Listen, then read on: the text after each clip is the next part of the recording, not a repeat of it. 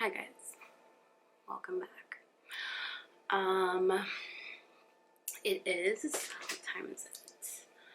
It is 7:34 in the morning, and I woke up at 5. I spent about an hour just like fucking around on my phone, just kind of, I don't know, trying to figure out why I still feel like I'm almost stuck. And so I saw this video, and this girl was saying,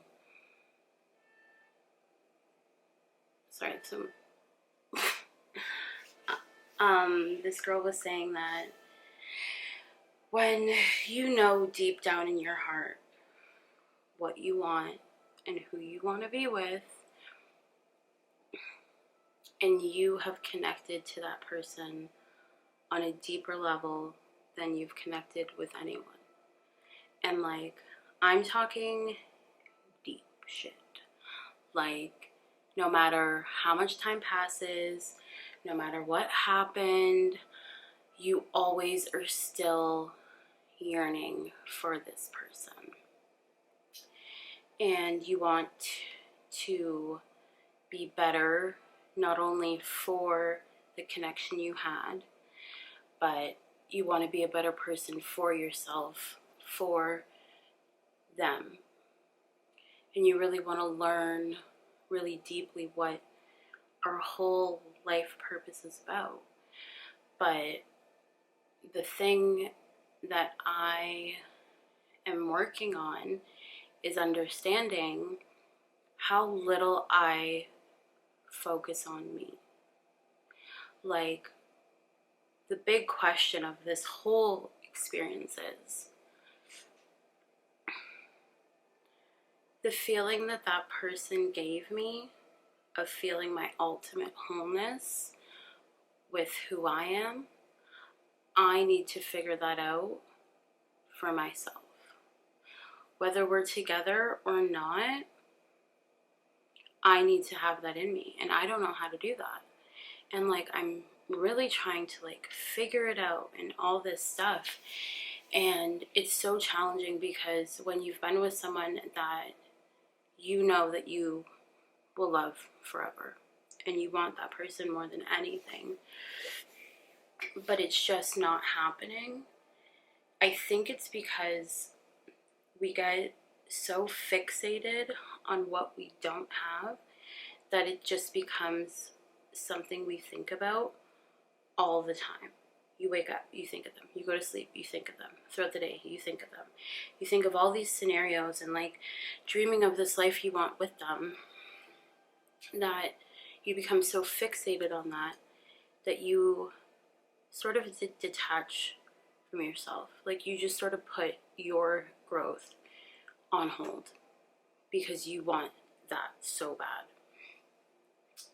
But in the sense of it all is when you do that, you're actually doing the opposite. So I've become, in the past like couple weeks, I have become very spiritual, and I've been meditating, I've been talking to God, and I've been journaling and just really getting in touch with the higher part of world. And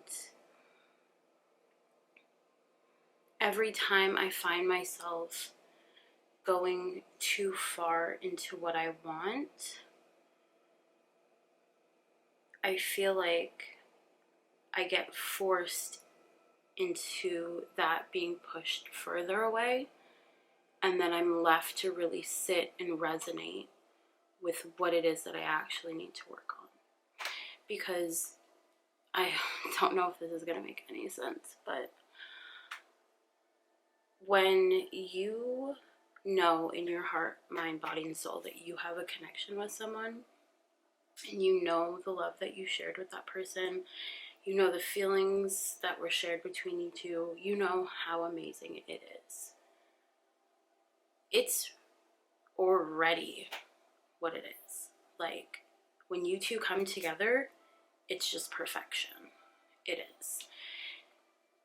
It's the stuff that we haven't worked on internally that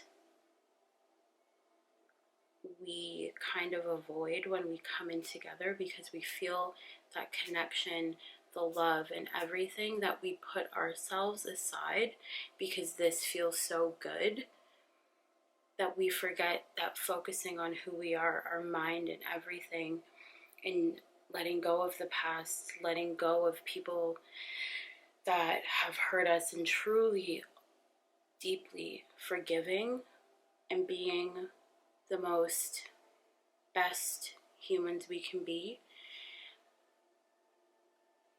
That side of us that we haven't worked on will come out in a relationship, and it will slowly pick away at that connection.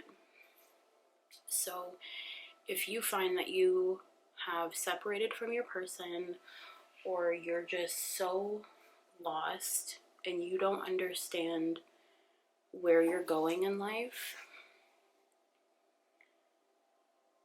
it is because you haven't done the work within. And I know you're being like, well, what is the work within? That is only something you will know. So the best way for you to figure that out is spend like about 30 minutes of meditating.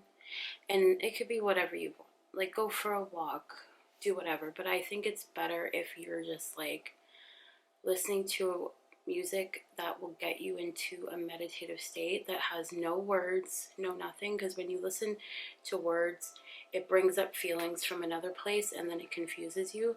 So it's better to listen to something super neutral and really tap into your higher self, because that is when you will have the ultimate connection from who you are now to your higher self. And so once you do that journey, like that whole meditative state, you're going to then journal, and you're going to write everything. And it's not something that you're thinking, it's something you're feeling. So you're going to write all of the things that you know within yourself that you want to change, that you don't like. Like, for instance, for me, I love to love, but I don't know how to love myself. Doesn't make sense. I don't feel I'm deserving of love, and I don't know why. And then once you really think about that sentence alone, you start analyzing maybe certain scenarios that made you feel like you needed the love more than you needed yourself. Like, why are we so detached from who we are? Why are we not awakened to the powers that we have in ourselves? Like, I feel maybe it's easier to get it from someone else, but you're always going to come back to this point. You're always going to come back to not feeling fulfilled, feeling empty, feeling frustrated, feeling all this and that. So you really have to sit down and be fucking honest with yourself. Because nobody's going to get you out of this than you can. And you really need to self-reflect. And it comes in everything you do. Once you start opening this part of your mind, you notice everything around you. You become so much more aware of the things people say, how people make you feel. Your intuition will start increasing, that you will just know without even having to think. And we get so caught up in everything that's not even important. It's really not. Because at the end of the day, we are all people that want to be loved, and we also have a lot of love to give. But if we do not figure out how to do that for ourselves, that is honestly, if we don't figure out how to love ourselves, we will be forever searching it in other people. And you might find someone who gives you all of that, and you might not know how to handle that type of love, and you'll destroy it. You'll destroy that person. And then we're just creating a world of tainted people, jaded people, because not a lot of people can come back from heartache. It's really hard. Unless you are really strong enough spiritually within to understand that whatever someone bad did to you, it wasn't you. It's just a reflection of how they think of themselves, because they don't understand themselves. They don't understand why they're still hurting from something that hurt them 4 years ago, because they internalized that it was them, and they reacted as anyone would who was hurt. You're allowed to have your emotions and your feelings, but you cannot make your trauma who you are, because it's not who you are, it's what happened to you. And that's the difference, and I'm learning that. Because you get to wake up every day, and it's like a reset in who you want to be. Who you were yesterday, it's yesterday. Who you are today, though, will be the building blocks for where you're going. And if you are frustrated and not seeing where this is going, you're just furthering it from happening. You're furthering from getting to where you want, and you're closing off your mindset to all of the possibilities of life. So it took me about, I'd say, a year to get here, and I had to lose everything.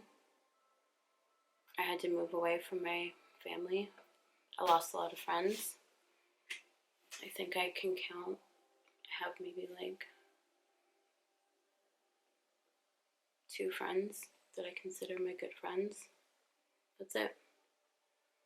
And I'm a person who loves to be around people. I love to be loved. And in this year of fully being alone, that was the scariest, hardest year of my life. But I think everything does happen for a reason. And this was just something I needed to do, because until this moment, I never really focused on myself. I always gave my love to other people, and I was always taught that love is conditional. You get love back when you give love back. And I really held my parents' marriage as an example of what marriage is, what love is. And I'm not shitting on their marriage, whatever. Do what you need to do. But the biggest thing of it all, stemming back to my childhood stuff, is I never really received a lot of like affection as a child. And I know that that's something I crave more than anything, is to be loved. And I've never really felt that feeling ever from someone else that lasted. And because I've never had that, I overextend myself to the point of depleting everything I have in me just to have that feeling, because I was never taught how to give it to myself.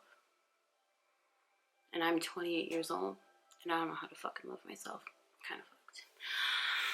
But if you are someone who has been through not the most loving childhood, dealt with your parents fighting a lot, and just really feeling like you needed to be an adult before your time, or just really felt disconnected from your family, your parents did the best they could with what they had, and obviously love them. They support you, they love you, but even your parents have things that they haven't worked past, and that's fine. But when the ancestral blockages just keep going from generation to generation to generation because nobody wakes the fuck up and sees that they need to be the change, your kids are just going to go through the same thing because you don't love yourself. So how can you tell your kid to love themselves? You get frustrated, you lash out, they're going to see that, and then they're going to think, oh, that's love, fighting. And it's like, no, it's really not. And I'm not saying every couple has to be great and perfect, but you also need to really just go within, because as soon as you go within, your whole world will fucking make sense. And it'll be easier. You won't feel like you're resisting things or things are resisting to come to you. It's because you have fully shut yourself down. Because you have allowed other people to make you feel like they hold the keys to you having everything you want. When really, back at the ranch, you have all the fucking keys. You just aren't opening them because you're scared. And you don't know how to open it. So, yeah. That is my morning meditation mindset thoughts, or whatever I'm gonna call this series.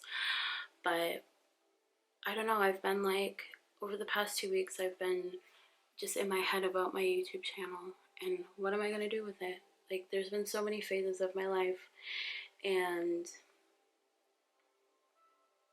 I just overthink, what are people gonna want to see? What are people gonna want from me?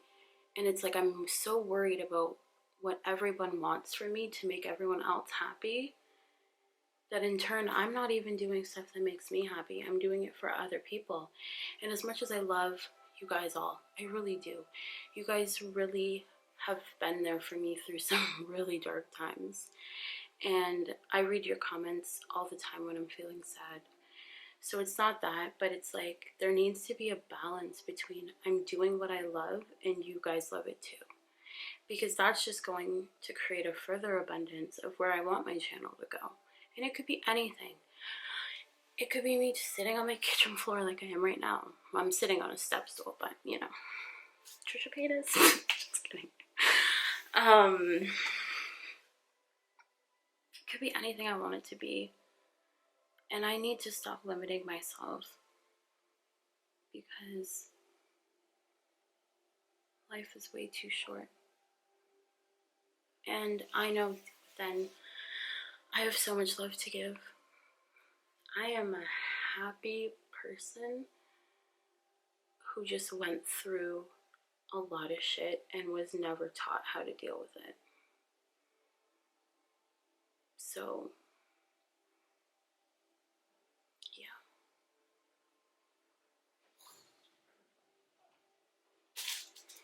Come here.